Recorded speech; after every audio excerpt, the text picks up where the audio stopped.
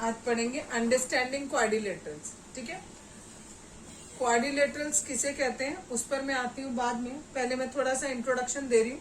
सबसे पहले है प्लेन सरफेस। प्लेन सरफेस किसे कहते हैं, इसका सबसे अच्छा एग्जांपल आप अपने कॉपी का पेज समझ। ठीक है, अगर आपका कॉपी का पेज है then it is called a plane surface. Then है प्लेन कर्व। अगर सपोज करो कई सारे पॉइंट्स हैं, इन सारे पॉइंट्स को आप ज्वाइन करते हो विदाउट लिफ्टिंग योर पेन या पेंसिल। ठीक है, तो हम उसे क्या कहते हैं, प्लेन कर्व कहते हैं। मैंने स्पेलिंग गलत लिख दिया, दैट इज प्लेन कर्व कहते हैं। ठीक, अगर हम बिना पेन या पेंसिल को उठाए ज्वाइन कर देते हैं और कोई फिगर बना देते हैं तो that is called plane curve. Next is polygon. आज पढ़ाऊंगी अंडरस्टैंडिंग क्वाड्रिलेटरल्स। अंडरस्टैंडिंग क्वाड्रिलेटरल में सबसे पहली चीज that is plane surface. Plane surface का एग्जाम्पल है आपकी कॉपी का page, that is plane surface. Plane curve किसे कहते हैं, अगर कुछ पॉइंट्स हैं, इन पॉइंट्स को आप बिना अपनी पेंसिल उठाए अगर ज्वाइन करके कोई फिगर बनाते हैं then it is called plane curve. ठीक है, अगर एक होता है सिंपल कर्व, इसे आप सिंपल कर्व भी कह सकते हो। ठीक है, it is simple curve and closed also. ठीक, अगर मैंने ऐसा बना दिया then it is also only a simple curve, it is not close, it is simple curve. अगर मैंने ऐसे बना दिया इट इज क्लोज्ड कर्व, ये भी क्लोज्ड कर्व हो गया। ठीक, अगर मैंने बनाया लाइक दिस, ये क्लोज तो है but it is not simple. ठीक, ये सिंपल नहीं है, क्लोज्ड है but it is not simple. और अगर मैंने कुछ इस तरीके का बना दिया तो ये सिंपल कर्व है ही नहीं, it is not a simple curve. ठीक, इन सब का अभी बहुत ज्यादा आपके चैप्टर से लेने देना कुछ नहीं है, बस बुक में दिया है तो मैंने भी आपको समझा दिया। अब यहां से शुरू हो रहा है, इन सब का मीनिंग है आपके चैप्टर से रिलेटेड। ठीक है, वर्ड है पॉलीगॉन। पॉलीगॉन किसे कहते हैं, a simple closed curve made by only line segment. केवल लाइन सेगमेंट होने चाहिए, यहाँ पर कर्व नहीं होना चाहिए, सिंगल लाइन सेगमेंट होने चाहिए। लाइन सेगमेंट किसे कहते हैं, एक ऐसी लाइन जिसके दो एंड पॉइंट्स होते हैं। अगर दो एंड पॉइंट हैं तो उसे हम क्या बोलते हैं, लाइन सेगमेंट। अगर हमने लाइन सेगमेंट्स को जोड़ जोड़कर कोई फिगर बनाया then it is called polygon. और क्लोज बनाएंगे तो पॉलीगॉन कहलाएगा, जब तक क्लोज नहीं है हम उसे पॉलीगॉन नहीं कहेंगे। अगर हमने खाली ऐसे दो पॉइंट्स को ज्वाइन किया इट इज लाइन सेगमेंट। अगर मैंने एक और ज्वाइन कर दिया then it is called angle. ठीक, अगर तीन लाइन सेगमेंट को मैं ज्वाइन करती हूँ, यहां पर लिख देती हूँ नंबर ऑफ लाइन सेगमेंट्स और यहां पर नेम ऑफ पॉलीगॉन। अगर कोई ऐसा पॉलीगॉन है जिसमें तीन साइड्स हैं like this then it is called triangle. ठीक, अगर कोई ऐसा पॉलीगॉन है, पॉलीगॉन में याद रखना सारी सीधी सीधे लाइन सेगमेंट होंगे और क्लोज्ड फिगर होना इज मस्ट। अगर मैं आपको ऐसे बना के दे दूं तो इसको आप पॉलीगॉन नहीं कहोगे। ठीक है, क्योंकि ये क्लोज्ड नहीं है। चार हैं अगर आपके number of line segments then it is called quadrilateral, जिसके बारे में ये पूरा चैप्टर है और ये पूरा चैप्टर हमें पढ़ना है। नेक्स्ट है, अगर आपके उसमें 5 लाइनें हैं और क्लोज कर्व है then it is called pentagon. Pentagon भी बोलते हैं, कई लोग पेंटागॉन भी बोलते हैं, कुछ भी बोले। ठीक है, नेक्स्ट है, अगर आपके उसमें 6 लाइन सेगमेंट्स हैं then it is called hexagon. Similarly अगर 7 है, ठीक है, अगर 7 लाइन सेगमेंट्स हैं then it is called heptagon और सेप्टागन। हेप्टा और सेप्टा दो नाम दिए जाते हैं। ठीक, अगर 8 लाइंस होती हैं, अगर 8 हैं तो उसे ऑक्टागन कहते हैं। ठीक, अगर 9 है तो दैट इज नैनोगॉन। और अगर 10 है तो दैट इज कॉल्ड डेकागॉन। ठीक, यहाँ तक जनरली पूछा नहीं जाता है, 3 या 4 तक या 5 तक, कभी कभी हेक्सागन का यूज आ जाता है। क्लियर इतना? ये हेप्टागन में स्पेलिंग HEPTA और यहाँ नो ना गन होता है। ठीक है, अब बता रही हूँ डायगनल्स किसे कहते हैं। Diagonal, a diagonal is a line segment connecting two non consecutive vertices of a polygon. पहले इसके लिए आपको पता होना चाहिए वर्टिसेस किसे कहते हैं, फिर कंसेक्यूटिव वर्टिसेस किसे कहते हैं। सपोज करो ये हमारा एक क्वाड्रिलेटरल है, इस क्वाड्रिलेटरल में 4 वर्टिसेस हैं, जो कॉर्नर्स होते हैं इनको वर्टिसेस बोला जाता है, ABCD। कंसेक्यूटिव की बात करें तो A वर्टिसेस का कंसेक्यूटिव D है और B है। B का कौन कौन है, A है और C है। C का कंसेक्यूटिव कौन है, A है और D है, और D का कंसेक्यूटिव C और A, ये दोनों है। C का B और D, गलत बोल गए। ठीक है, अब आपको क्या करना है इसमें, जो आपका अगर आपने ये वर्टेक्स A को चुना तो इसके जो कंसेक्यूटिव है यानी B और D, इनको नहीं ज्वाइन करना, बाकी जितने सारे वर्टिसेस बचे हैं उन सबको ज्वाइन कर दो।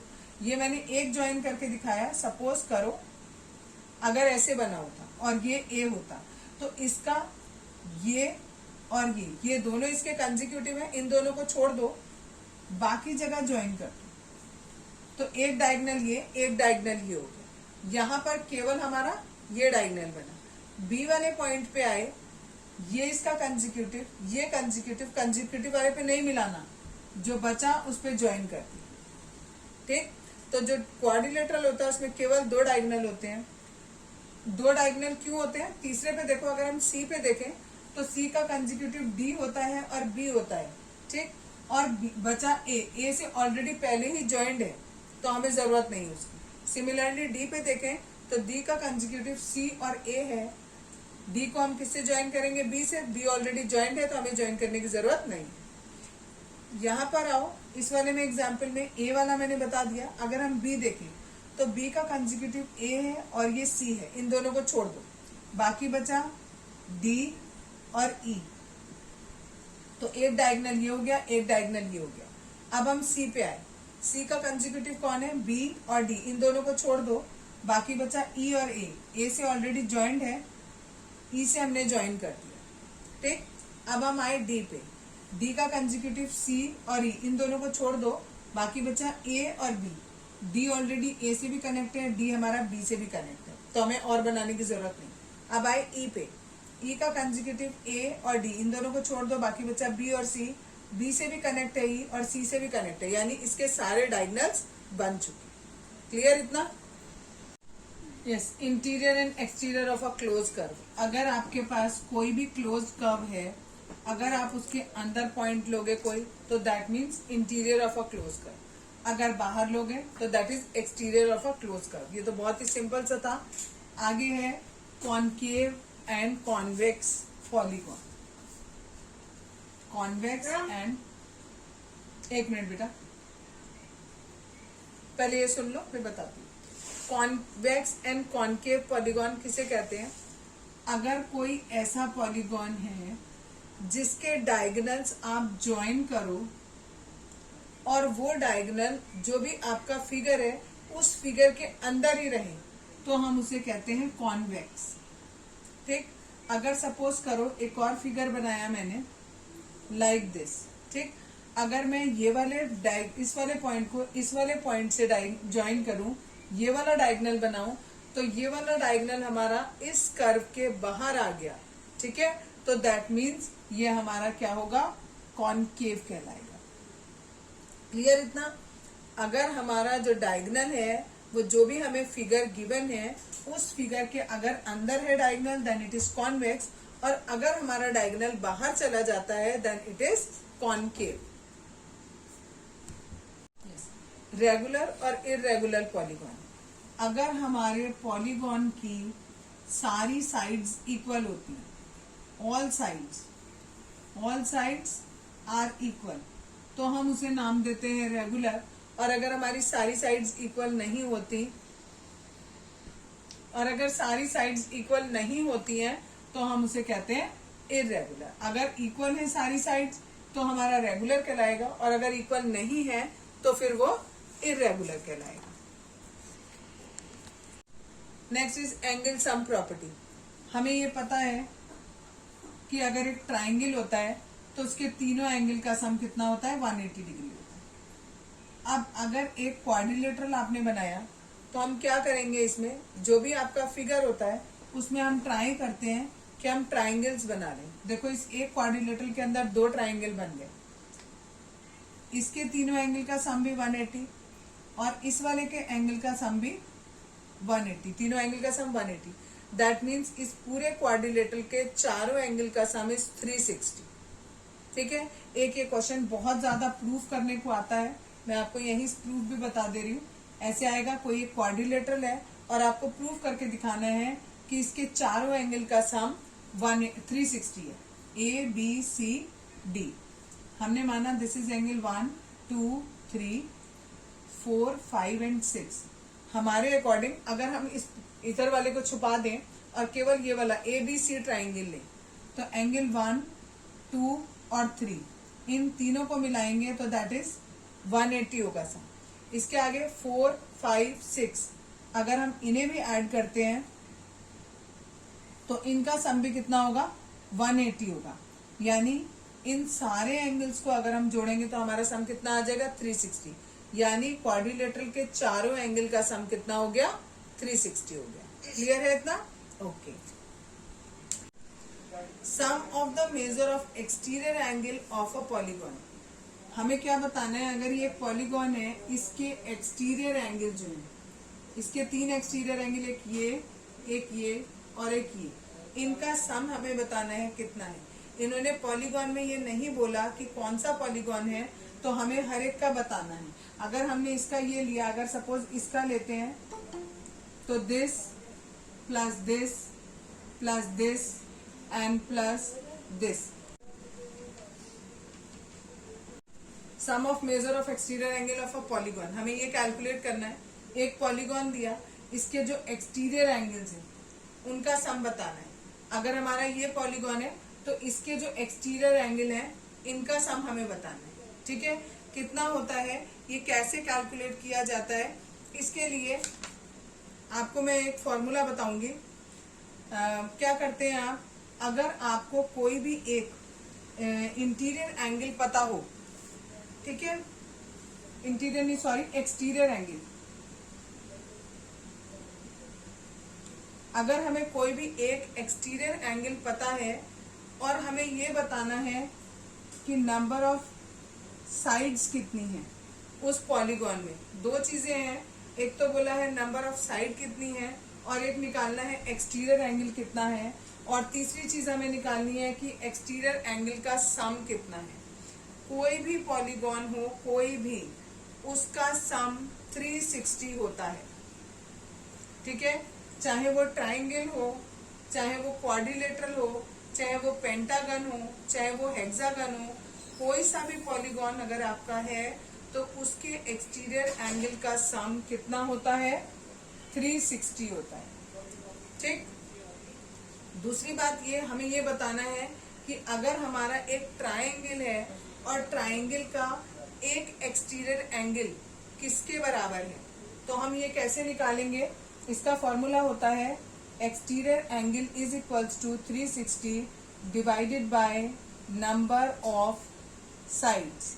ट्राइंगल में कितनी साइड हुई, 3 साइड हुई, that means 360 divided by 3, that means 120। यानी अगर हम ट्राइंगल ले रहे हैं तो ट्राइंगल के एक एक्सटीरियर एंगल कितना होगा, 120। तीनों एंगल कितने कितने के होंगे, 120 के होंगे। अगर हमारा ये क्वाड्रिलेटरल है, क्वाड्रिलेटरल के चारों एंगल का सम, एक्सटीरियर एंगल की बात कर रही हूँ, एक्सटीरियर एंगल का सम वही रहेगा 360। और अगर हमें ये निकालना है कि इसका एक एंगल कितना है तो वो कैसे निकालेंगे, 360 डिवाइडेड बाय 4। 4 क्यों किया, क्योंकि क्वाड्रिलेटरल में कितनी साइड होती है, 4 साइड होती है, तो नंबर ऑफ साइड से डिवाइड कर दिया, यानी हर एंगल हमारा कितना आ गया, 90 डिग्री आ गया। ठीक, इससे हमने क्या निकाला, एक्सटीरियर एंगल निकाला। अगर बाई चांस हमें एक्सटीरियर एंगल पता है, ठीक है, सपोज करो ये एक फिगर दिया है और इस फिगर का ये एक्सटीरियर एंगल हमें गिवन है 120, और हमें ये पता लगाना है कि इस फिगर में कितनी साइड्स हैं। ठीक, तो हम फॉर्मूला लगाएंगे, number of side equal to 360 divided by exterior angle. 360 लिखा, एक्सटीरियर एंगल 120 दिया है, डिवाइड किया, हमारा आंसर आ गया 3। यानी इस फिगर में कितनी साइड होंगी, 3 साइड्स होंगी। यहाँ तो मैंने आपको फिगर बना के दिखा दिया था, तो आप ऐसे भी गिन सकते थे 1 2 3, बट क्वेश्चन में जो आएगा वो ऐसे नहीं आएगा, फिगर नहीं बना होगा, केवल आपको ऐसे ही लिखा होगा कि एक्सटीरियर एंगल इतना है, तो आप नंबर ऑफ साइड्स बताओ। अब देखो एक बार दोबारा से देख लो, मेजर गिवन होगा बेटा। देखो बता रही हूँ एक मिनट बता रही हूँ, ठीक है। देखो अगर आपको, हमें ये तो पता ही है कि सारे एक्सटीरियर एंगल का सम कितना होता है, 360 डिग्री होता है। पहली चीज, हमें एक बार एक्सटीरियर एंगल गिवन है अगर, तो हमें नंबर ऑफ साइड्स फाइंड करनी है। दूसरा केस क्या है, हमारे पास नंबर ऑफ साइड्स गिवन है और हमें एक्सटीरियर एंगल फाइंड आउट करना है, ठीक है। तो कैसे करेंगे, एक्सटीरियर एंगल सपोज गिवन है तो कितना है, हमने सपोज अपने मन से मान लिया 60 डिग्री, ठीक। अगर हमारा एक्सटीरियर एंगल 60 डिग्री है तो उस फिगर में कितनी साइड होंगी, number of side equal to 360 divided by exterior angle, that means 360 divided by 60, it is 6। तो यानी हमारे फिगर में कितनी साइड होंगी, 6 साइड होंगी, यानी वो हेक्सागन होगा, ठीक। दूसरा केस बताया आपको, नंबर ऑफ साइड्स हमें गिवन है, सपोज करो नंबर ऑफ साइड्स हमारे पास है 8, ठीक, और हमें बताना है उसका एक्सटीरियर एंगल कितना है।